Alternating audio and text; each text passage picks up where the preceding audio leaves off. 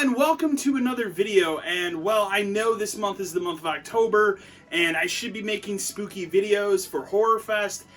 This month particularly has been a very interesting month in the video game world with a lot of different things to discuss, and one of the biggest issues going on right now, I feel, with a lot of games is microtransactions. Just last week I did a video about Gears of War 5 and all of the monetization going on in that game, and why right now I honestly can't recommend you play that game. Literally right when I got done making that video and putting it up, not even 2 days later, Bethesda just went ahead and pissed off the rest of their fan base for a particular game. Honestly, probably this decision is going to have ramifications for them as a company in general. And it's just such a shit show that I couldn't avoid making a video on it. So anyways, guys, today I want to talk about Bethesda and Fallout 76 and everything going on with their monetization. So if you guys don't know, Fallout 76 released roughly around this time last year. It was about November of 2018, and it was critically panned, and it was a disaster of a launch. A game that was incredibly buggy and broken upon release. A game that they promised before the release of Fallout 76 that they would not monetize the game in any way that would be predatory whatsoever, and that we keep all monetization of the game under simple cosmetic microtransactions. And here we are, not even a year yet into the life of this game, and Bethesda's already gone back on all of those statements by creating Fallout First. What this is a premium subscription service that allows you access to private servers and gives you some atoms and some scrap you can trade and whatnot. The issue I have with this entire service is Bethesda deceptively sent out a survey to its small but fairly happy community of players who are still playing 76 and actually like the game. And they asked them about things they would like to see in the game, things that they would like to improve under the guise of free, as all this would be free and added for free to the game. And then what Bethesda did with all that data is they looked at the things that people wanted and they added every single bullet point to this pass, and they are charging 100 US American dollars per year. This is $100 for a year subscription to play this game online privately with your friends. Something that you could do basically for free in almost any online game you have to pay to do in Fallout 76. This is a game that launched broken as shit. And somehow Bethesda has found a way to just screw this up even more than they already have. You know, I can't even begin to imagine working at Bethesda right now. They honestly have been the biggest fall from grace of any developer to this generation. You know, I would have said BioWare, you know, I may have said the Coalition with Gears of War, being how bad they screwed up Gears 5, but this just takes the cake. You have a game that your player base that was really excited about it already bounced off of it, and then you have a small community of gamers who actually still like 76, and now they don't want anything to do with your game because you decided to just go for the greed and monetize this game in such a deceptive way that it makes me not want to play any Bethesda game anymore. I am severely cautious now about Elder Scrolls 6, about this Starfield game they're playing. Hell, I'm a little cautious about Doom Eternal, and that was my most anticipated game of this year, and now it's been pushed until next March. And I really hope that Bethesda doesn't monetize the shit out of that game. It doesn't seem like they will, but who knows at this point? It seems like they're just going to monetize anything.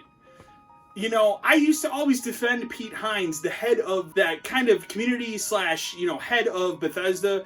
Always a really cool dude. This is the same dude who sat in chairs last year, sat behind his company and said they would never monetize this game in a predatory way. And less than 12 months later, they're monetizing their game in a predatory way. It's unacceptable. And because of this, they've tarnished their reputation as a company. You have people who don't want anything to do with Fallout 76, and you have a lot of people who don't want anything to do with Bethesda anymore. You know, it's a shame. I love games like the Elder Scrolls Skyrim, Oblivion, Fallout 3, Fallout 4 even, and to see them fall from such a high pedestal over something so stupid as trying to get people to pay $100 for a subscription, that just doesn't make sense. Let me tell you about things I pay roughly $100 for per year that I get way more use out of, Spotify. I pay $120 a year to use Spotify. You know what? Spotify is a pretty good service. I use it every day. That's justified for $100, or in this case, $120 a year. How about Hulu? How about Netflix? These are subscription services that if you add it up, you're paying about $100 a year for. How about Xbox Live or PlayStation Plus? But Fallout 76 to play on private servers. Something that should already be in the game. It's insane. It makes me fear for Elder Scrolls 6 because I totally feel they're going to try and charge people for modding their own game. Starfield, we don't even know what Starfield is yet, and I feel like that game's going to fall from grace. This whole thing is just an epic shit show, and I kind of have to get on a little bit of a pedestal here and once again talk about microtransactions and how they're ruining the game industry as we know it right now. Games like Fortnite, they've ruined modern video gaming. And I know you're going to sit here and be like, well, I love Fortnite, or I love Apex Legends, or whatever. But the point is, that's part of the problem. Game developers and companies, they see you spending $10 to $20 on that skin for this character in Apex Legends, or for this battle pass. And they think, oh, cool, we can shove that into our $60 game that you already paid your money for, and you can continue playing it, but also pay more money as the game goes on. What happened to season passes? Do you remember about 5 to 10 years ago when we used to bitch about season passes for games? I'd rather have that back now than the dark future we live in now when it comes to monetization in games. I love using the example of Gears 5 because it's so perfect.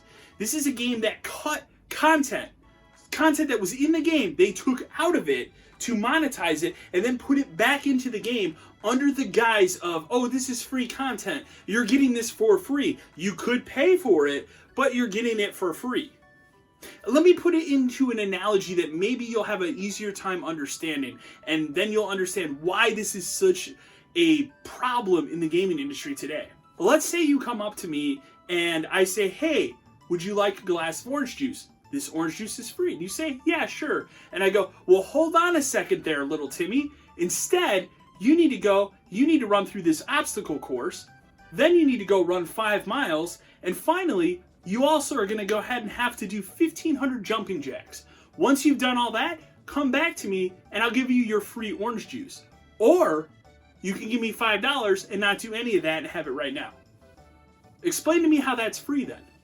It's not. But developers want you to think this way because in reality, they want you to spend that $5 or whatever that cost is rather than get this content for free. The thing that's more shameful to me today is the fact that this isn't free content. It's content a lot of times that was already cut from the game that they already created, and then it's added back in, and then developers will sit back and go, oh, we're doing you such a big favor because we're creating this free content for you. But the content's not actually free. It was already there the whole time. This is a problem I see in gaming going on. And yeah, I know I'm really shitting on Gears 5 here in a video that's about Bethesda, but I think I'm proving my point. Developers are getting way too greedy right now when it comes to these things. What happened to putting out and making a $60 game that's just good and fun to play? You know, I want to use a great example right now. We talk about games that, don't have these issues. The Outer Worlds. The Outer Worlds just released. It's a single-player action RPG game, and it very much has a feel of a Fallout or even an old BioWare game like Knights of the Old Republic or something. Here's one of the great things about that game. There's no microtransactions. It's a $60 game that you just pay your price, or hey, you know what? You have Game Pass? You play it there. Speaking of subscriptions, Game Pass is $10 a month, or $15 if you do Ultimate. That's a better subscription service than frickin' 76 and Fallout First. That there is a better thing. Like, there's so many things you could spend your money on to give Bethesda $100 for them holding this other thing that should be free, that shouldn't even be a thing, hostage is insane to me. And the users that do this and give them the $100, you are part of the problem. You're why gaming is suffering today. So the whole point at the end of this video that I want to make is that Bethesda, once again, is screwed up. It is an utter shit show. And I don't see anything ending anytime soon. I really can't wait until they try to walk this back at E3 next year, because they're going to try. And it's not going to work.